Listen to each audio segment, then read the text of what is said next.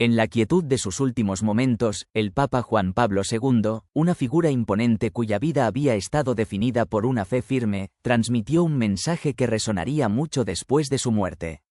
A pesar de su voz frágil, llamó a la humanidad con una urgencia que trascendió el tiempo, instando al mundo a abrir sus corazones a Cristo, especialmente cuando enfrentaba una profunda incertidumbre y cambio. Después de haber soportado un inmenso sufrimiento y varios roces con la muerte, sus palabras de despedida, en particular las que hacían referencia al año 2025, sugirieron algo mucho más siniestro de lo que la mayoría podría haber imaginado. En sus últimos momentos, estaba claro que el futuro era una pregunta inminente, llena de incógnitas que quizás eran mucho más inquietantes de lo que cualquiera pudiera prever. La publicación del llamado secreto de Fátima por parte del Vaticano en el año 2000 no hizo mucho por disipar la creciente sensación de misterio que lo rodeaba. A pesar de su revelación, la intriga no hizo más que aumentar, especialmente cuando figuras influyentes, como el propio Papa Juan Pablo II e incluso Donald Trump, aparentemente se vieron entretejidas en la trama de estas revelaciones. ¿Qué se esconde exactamente en el tercer secreto? ¿Qué verdades quedan por revelar? Más críticamente, ¿qué depara el futuro a un mundo en el que parece estar en juego la base misma del amor, la verdad y la libertad? Únase a nosotros mientras exploramos las profecías ocultas de la Iglesia, descubriendo conexiones sorprendentes, advertencias profundas y los misterios más profundos de la fe que podrían reformular radicalmente nuestra comprensión de lo que está por venir. El misterio de 2025, entrelazado con el enigma perdurable del tercer secreto de Fátima, continúa cautivando mentes de todo el mundo. Reveladas a 3 niños pastores en Fátima, Portugal, en 1917, estas apariciones han dejado una marca duradera en la Iglesia y sus seguidores. Aunque el Vaticano publicó oficialmente una versión del secreto en el año 2000, persisten preguntas y especulaciones, en particular sobre su posible conexión con el año 2025 y los años siguientes. Este artículo busca examinar la historia de estas profecías, las diversas interpretaciones que han surgido y el discurso en curso en torno al tercer secreto, con especial atención a sus implicaciones para el futuro.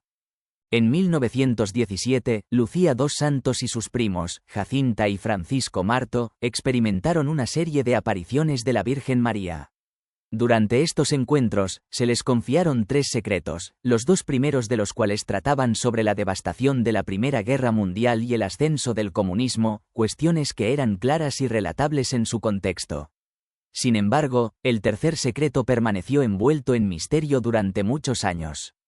No fue hasta el año 2000 que el Vaticano finalmente hizo público el texto del tercer secreto, que muchos creen describe una visión de un obispo, interpretado ampliamente como el Papa Juan Pablo II, siendo abatido y martirizado, en medio de escenas de inmenso sufrimiento y persecución de la Iglesia. Muchos ven esto como un reflejo profético del intento de asesinato del Papa en 1981. Sin embargo, a pesar de la publicación por parte del Vaticano, algunos creyentes encontraron la explicación insatisfactoria, ya que no se alineaba del todo con sus expectativas más apocalípticas. Esta ambigüedad ha dado lugar a una multitud de interpretaciones, y algunos sugieren que el secreto pronostica una catástrofe global, o incluso el fin del mundo tal como lo conocemos. Otros sostienen que el texto completo del tercer secreto aún no se ha revelado, y algunos especulan que la versión publicada por el Vaticano podría haber sido censurada intencionalmente o dejada incompleta. El año 2025, en particular, se ha convertido en un punto focal de especulación, con ciertas interpretaciones que postulan que el texto revelado es meramente un preludio simbólico de un evento más grande y catastrófico que se desarrollará durante ese tiempo. Muchas de estas interpretaciones se basan en gran medida en la numerología, las lecturas proféticas y el intento de conectar fechas específicas y sucesos globales con las profecías de Fátima. Sin embargo, es fundamental reconocer que estas interpretaciones son en gran medida especulativas, se basan en opiniones y extrapolaciones individuales y a menudo carecen de evidencia sólida y verificable. Cualquier afirmación que vincule el tercer secreto con eventos específicos en 2025 debe abordarse con cautela. Muchas de estas lecturas se basan en interpretaciones selectivas que pasan por alto el contexto histórico y no consideran el panorama más amplio. Si bien las apariciones de Fátima siguen siendo un elemento significativo y poderoso de la historia religiosa y cultural, es vital distinguir entre creencias impulsadas por la fe y hechos históricos objetivos. La publicación oficial del Vaticano, si bien está abierta a la interpretación, no proporciona predicciones definitivas sobre eventos o fechas particulares, y cualquier afirmación que sugiera lo contrario debe tratarse con escepticismo y cautela. A pesar de la publicación oficial del tercer secreto de Fátima por parte del Vaticano y las discusiones académicas en curso en torno a él, el misterio continúa alimentando especulaciones generalizadas y diversas interpretaciones. La naturaleza compleja del secreto, junto con su profundo significado religioso, ha provocado debates en curso, especialmente en las comunidades en línea. Este enigma perdurable pone de relieve el instinto humano de buscar un significado y una comprensión más profundos frente a la incertidumbre. Si bien la publicación del secreto por parte del Vaticano en el año 2000 brindó cierta claridad, su interpretación sigue siendo ambigua y continúa provocando debates, en particular en relación con las posibles implicaciones para el año 2025. La relevancia y el significado del tercer secreto siguen abiertos a creencias personales e interpretaciones variadas. Para obtener una comprensión más completa de este misterio cautivador, es esencial realizar más investigaciones sobre su contexto histórico y la amplia gama de interpretaciones. Un aspecto particularmente intrigante de las profecías de Fátima involucra la afirmación de que Nuestra Señora de Fátima intervino para salvar la vida del presidente Donald Trump. Durante su presidencia, una estatua de Nuestra Señora de Fátima se colocó de manera prominente en la Casa Blanca, un regalo del padre Andrew Mahana, un sacerdote maronita. El padre Mahana no solo regaló la estatua, sino que también bendijo la Casa Blanca el 20 de enero de 2017, el día de la investidura de Trump. Según informes de personas cercanas al presidente, el ala oeste de la Casa Blanca era a menudo llamada cariñosamente la «capilla del ala oeste», debido a la presencia de la estatua de Fátima y otros símbolos religiosos, lo que subraya la profunda conexión con la fe dentro de la administración. Al reflexionar sobre la importancia de la intervención divina, recordamos un momento crucial de la historia, el 13 de mayo de 1981. Ese día, el Papa San Juan Pablo II sobrevivió milagrosamente a un intento de asesinato en el día de la festividad de Nuestra Señora de Fátima, un momento que más tarde atribuyó a su intercesión. El Papa declaró célebremente que, aunque el pistolero disparó, fue María quien guió la bala, evitando un daño fatal. Una mano disparó y la otra guió la bala, dijo, subrayando su creencia en su papel protector. Exactamente un año después del atentado contra su vida, el Papa Juan Pablo II visitó Fátima, donde colocó la bala en la corona de la Virgen María, proclamando, «Me salvaste, me salvaste». Las apariciones de Nuestra Señora de Fátima a 3 niños, Santa Jacinta, San Francisco y Sor Lucía, tuvieron lugar entre mayo y octubre de 1917, instando cada vez a los fieles a rezar y realizar actos de penitencia. La más significativa de estas apariciones ocurrió el 13 de julio de 1917, cuando Nuestra Señora reveló los 3 secretos, incluida una visión del infierno que dejó un profundo impacto en quienes la escucharon. Estos secretos han seguido siendo objeto de mucha discusión, ya que su significado continúa desarrollándose. Avanzamos rápidamente hasta el 13 de julio de 2024, una fecha de gran importancia, ya que marcó el 107 aniversario de la aparición de Nuestra Señora en Fátima. En este mismo día, el presidente Trump sobrevivió a un intento de asesinato en Pensilvania, coincidiendo con el día festivo de Rosa Mística, uno de los títulos de la Virgen María, y una aparición mariana recientemente aprobada.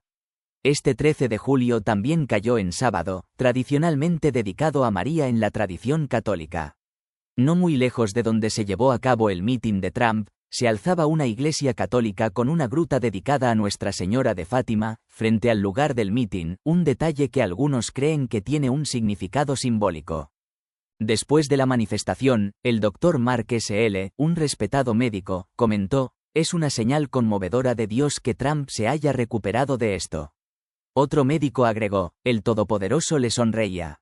Trabaja de maneras misteriosas». El propio presidente Trump expresó su gratitud en las redes sociales, agradeciendo a sus seguidores y afirmando, «Gracias a todos por sus pensamientos y oraciones de ayer, ya que fue solo Dios quien evitó que sucediera lo impensable». No temeremos, sino que permaneceremos resistentes en nuestra fe y desafiantes frente a la maldad. Muchos creen que la protección de Nuestra Señora de Fátima fue evidente una vez más en la supervivencia del presidente Trump, tal como había guiado la bala lejos del Papa Juan Pablo II en 1981. Como instrumento de intervención divina, Nuestra Señora juega un papel crucial en la intercesión por la humanidad. En este caso, se cree que su protección celestial jugó un papel clave para salvar la vida del presidente, guiándolo a través de un momento de grave peligro e invocando la asistencia divina para asegurar su supervivencia. Un detalle intrigante en torno al intento de asesinato del presidente Trump es el momento del ataque, 6:11 de la tarde y 10:57 de la mañana, que algunos han señalado que podría aludir a Efesios 6:11 de la mañana, vestíos de toda la armadura de Dios, para que podáis estar firmes contra las asechanzas del diablo. Después del incidente, el presidente Trump expresó su gratitud a Dios, atribuyendo la intervención divina por salvarle la vida. Fue solo Dios quien impidió que sucediera lo inimaginable, dijo, enfatizando que la protección de Dios había sido su escudo, particularmente a través de la influencia de su madre, una figura central en su vida. A lo largo de la historia de la salvación, hay innumerables historias de la Santísima Madre intercediendo para proteger a las almas del daño. Muchas personas han sobrevivido a naufragios, incendios, guerras y otras tragedias debido a su devoción a María. Uno de esos casos ocurrió en el único lugar de aparición mariana oficialmente reconocido en los Estados Unidos, Nuestra Señora de Champion en Wisconsin. En este lugar, durante uno de los incendios más mortíferos en la historia de los Estados Unidos, las llamas devastaron gran parte del área circundante. Sin embargo, las 6 hectáreas de tierra donde María se había aparecido 12 años antes se salvaron milagrosamente. La vidente, la hermana Adele, junto con familias locales, pasaron la noche del incendio rezando el rosario y procesionando con una estatua de María, creyendo que su intercesión jugó un papel clave en la preservación de sus vidas. Se sabe que un simple Ave María o una fugaz mirada de amor hacia una estatua de Nuestra Señora han salvado innumerables vidas a lo largo de los siglos, y siguen ofreciendo protección hoy en día. En virtud de su maternidad divina, Nuestra Señora promete proteger a las almas de los peligros más graves, especialmente los espirituales. En esa fatídica noche de sábado en Pensilvania, muchos creen que fue María quien protegió al presidente Trump y a otros que podrían haber perecido, invocando la gracia divina para salvarlos del daño. Como Madre de todos, la protección de María se extiende no solo a los católicos sino a todos, independientemente de la fe. Tal vez, en el futuro, el presidente Trump visite el santuario de Nuestra Señora de Fátima, sosteniendo en sus manos las mismas balas que estaban destinadas a quitarle la vida. Su experiencia cercana a la muerte puede llevarlo a una conversión más profunda del corazón y, si Dios quiere, María lo guiará por un camino que lo acerque a la fe católica. Independientemente de los sentimientos personales de cada uno hacia el presidente Trump, cada vida es valiosa, especialmente las vidas de los más vulnerables, los no nacidos. Cada uno de nosotros es creado a imagen y semejanza de Dios, y esta vida, aunque fugaz, tiene un significado eterno. Un día, la violencia, las guerras y los conflictos políticos que presenciamos cesarán. Dios será todo en todos, y Cristo reinará como Rey para siempre. La pregunta sigue siendo, ¿lo buscaremos ahora, o nos enfrentaremos a una eternidad bajo el dominio de Satanás si nos alejamos del Rey de Reyes? El 13 de mayo de 2001, durante la ordenación de nuevos sacerdotes en Roma, el Papa Juan Pablo II reflexionó sobre el profundo impacto de la protección de Nuestra Señora, diciendo, el día que conmemoramos sus apariciones en Fátima, yo mismo experimenté su protección. El 13 de mayo marca el aniversario de las apariciones de María en Fátima, que siempre ocurrieron el día 13 de cada mes desde mayo hasta octubre. Mantengámonos firmes en nuestra fe y sigamos rezando. Nuestra Señora de Fátima, intercede por nuestra nación dividida. Que puedas poner fin al aborto y convertir los corazones de todos los pecadores. Sana al presidente Trump, lleva a todas las personas de regreso a tu Hijo. Restaura nuestra gran nación para que podamos confiar verdaderamente en Dios. Te lo pedimos por medio de la preciosa sangre de tu Hijo, Jesús. También te pedimos que, si es la voluntad de Dios, hayas elegido a Donald Trump con un propósito. Por favor, ilumínalo y guía sus decisiones. Señor, depositamos nuestra confianza completa en ti. Amén. El misterio de Fátima no se limita únicamente al Papa Juan Pablo II. Recordemos que en Fátima, la Santísima Virgen confió 3 secretos a los pastorcillos. El primer secreto era una visión del infierno, una revelación poderosa e inquietante. El segundo secreto predecía el fin de la Primera Guerra Mundial y la llegada de otra, con una señal en el cielo, la inusual aparición de la aurora boreal en 1938, que sirvió como precursora del estallido de la Segunda Guerra Mundial. Estos 2 primeros secretos fueron revelados hace mucho tiempo, pero el tercero permaneció oculto hasta el año 2000, cuando el Papa Juan Pablo II ordenó al secretario de Estado de la Santa Sede que finalmente lo revelara. La publicación oficial del tercer secreto de Fátima por parte del Vaticano en 2000 describía una visión escalofriante de un obispo de blanco que era baleado por un grupo de soldados, que le disparaban balas y flechas. El Papa Juan Pablo II, que sobrevivió a un intento de asesinato en la Plaza de San Pedro en 1981, creía que este obispo de blanco era una referencia a él mismo. Él creía firmemente que Nuestra Señora de Fátima había intervenido para salvarlo, desviando la bala que le habría quitado la vida. Para conmemorar esta intervención milagrosa, el Papa Juan Pablo II hizo 3 visitas al lugar de Fátima durante su papado. Más tarde donó la bala que le habían extraído del cuerpo, que ahora está incrustada en la corona de la estatua de la Virgen María de Fátima en la Capilla del Santuario, un espacio sagrado construido donde María se apareció a los niños. A pesar de la publicación del tercer secreto por parte del Vaticano, algunas figuras católicas prominentes que habían visto la carta original escrita por la hermana Lucía sobre el secreto expresaron su preocupación por el hecho de que no se hiciera público todo su contenido. Como resultado, la especulación sobre lo que pudo haber sido omitido de la versión oficial ha crecido desde el año 2000. Si el intento de asesinato de 1981 contra el Papa Juan Pablo II es de hecho el cumplimiento del tercer secreto, plantea preguntas significativas sobre una carta que la hermana Lucía escribió un año después, en 1982. En su carta al Papa, fechada el 12 de mayo de 1982, la hermana Lucía escribió: si aún no hemos presenciado el cumplimiento completo de la parte final de la profecía del tercer secreto, estamos progresando hacia él a grandes pasos. Si no rechazamos el camino del pecado, el odio y la venganza, los mismos pueblos están preparando su propio castigo. Esta carta, escrita un año después del intento de asesinato, subraya que el tercer secreto aún no se había realizado plenamente.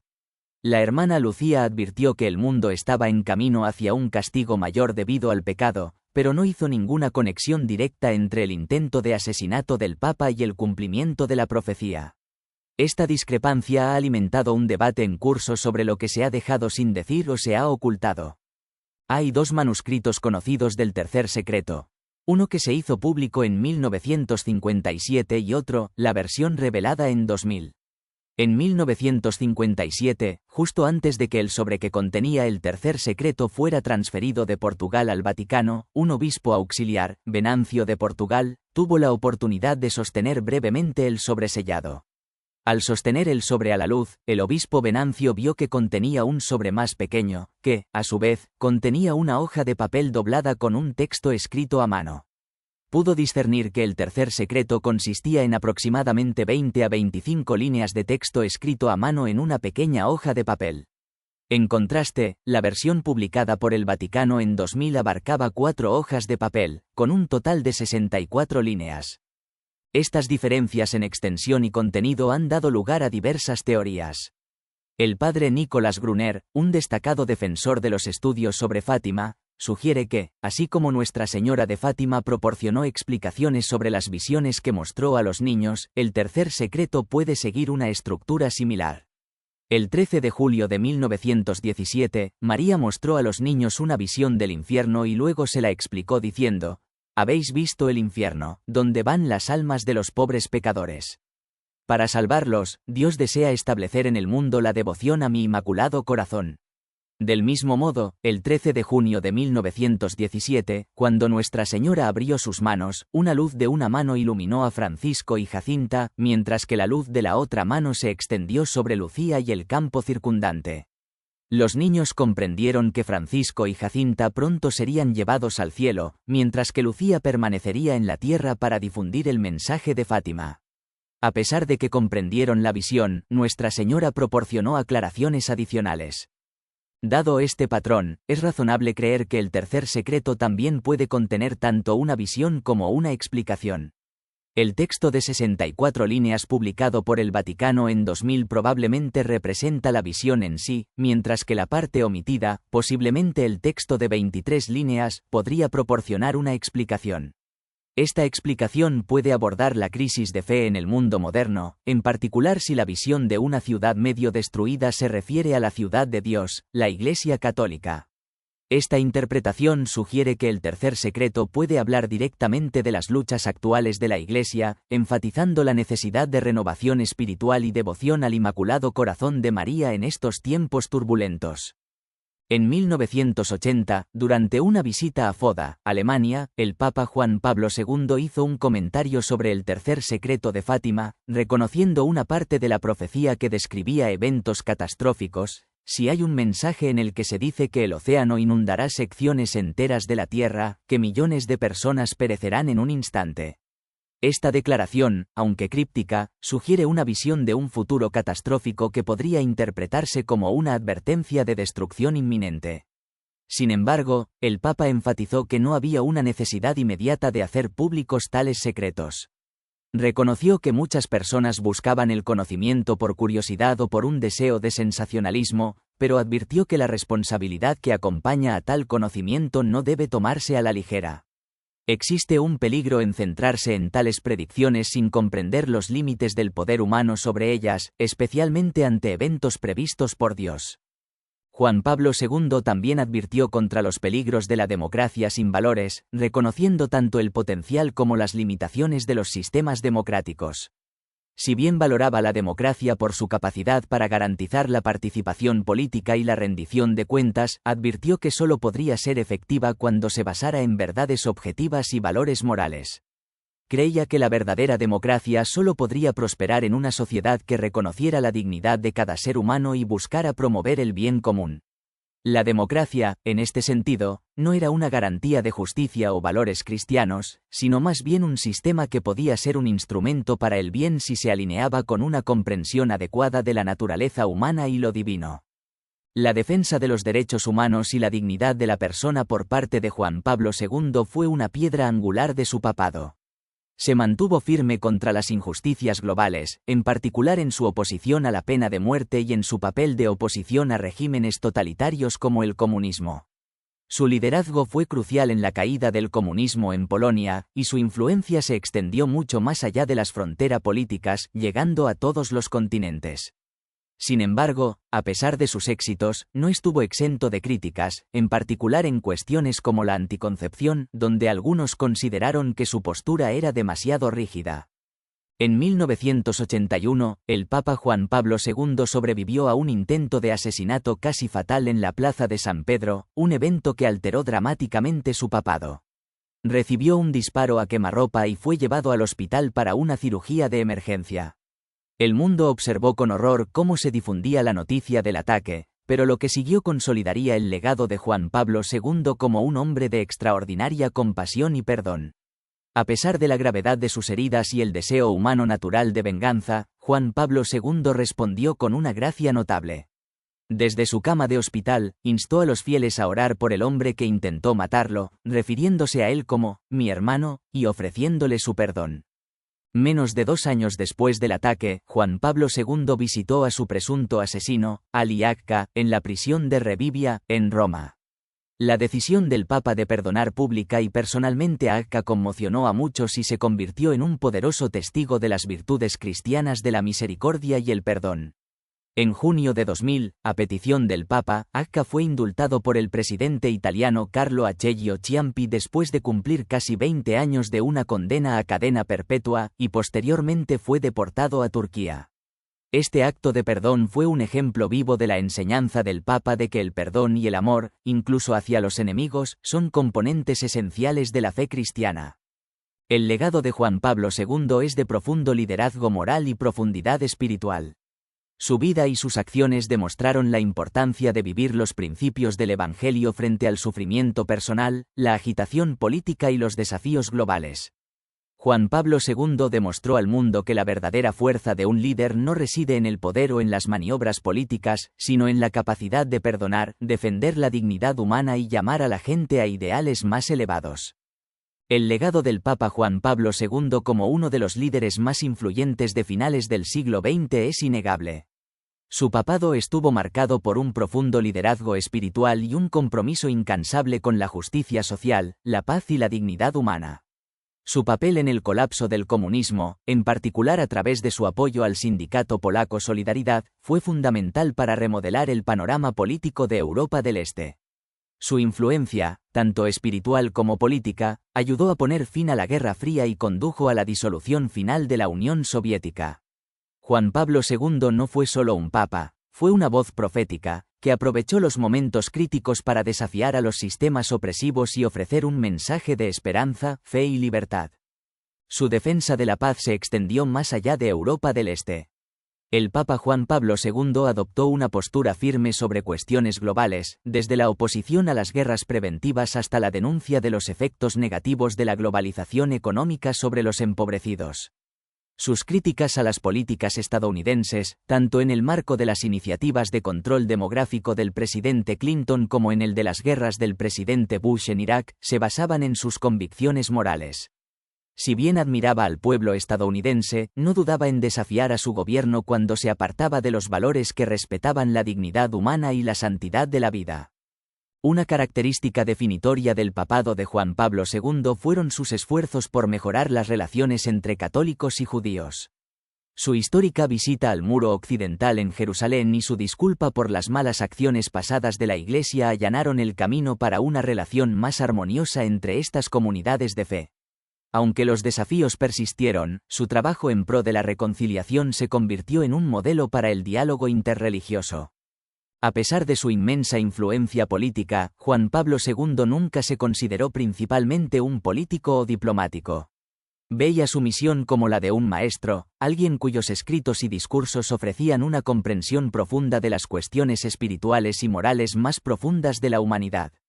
Sus visitas pastorales, que lo llevaron por todo el mundo, no tenían como único fin la enseñanza, eran momentos de encuentro con la gente, donde millones de personas se reunían para orar con él y buscar su sabiduría.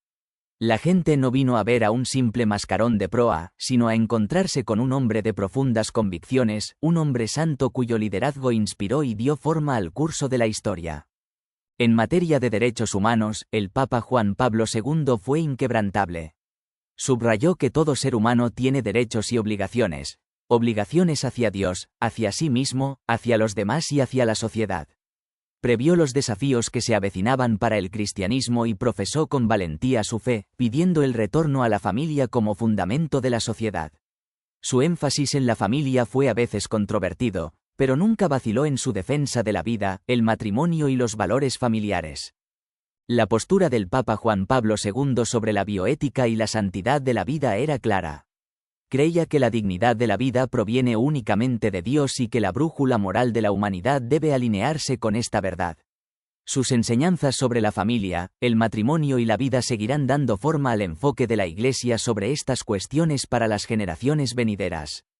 En 2013, la canonización del Papa Juan Pablo II fue confirmada con el reconocimiento de 2 milagros atribuidos a su intercesión: la curación de la hermana Marie-Simon Pierre Norman de la enfermedad de Parkinson y la recuperación de una mujer de un aneurisma cerebral. Su canonización, el 27 de abril de 2014, marcó la culminación de una vida que ejemplificó la santidad, la oración, la cercanía al pueblo y un profundo compromiso con la misericordia. La vida de Juan Pablo II se caracterizó por 3 cualidades fundamentales: la oración, la cercanía y la misericordia. Era un hombre de profunda oración, que encontraba tiempo para conectarse con Dios a pesar de sus pesadas responsabilidades. Estaba profundamente conectado con la gente, viajando por el mundo para encontrarse con ellos, desde los poderosos hasta los marginados. Su misericordia se hizo evidente en su sufrimiento personal, su promoción de la devoción a la divina misericordia y su negativa a permitir intervenciones médicas excesivas cuando llegó su momento. A través de su vida y sus acciones, demostró que la justicia y la misericordia son inseparables y que la misericordia de Dios siempre debe informar nuestra comprensión de la justicia.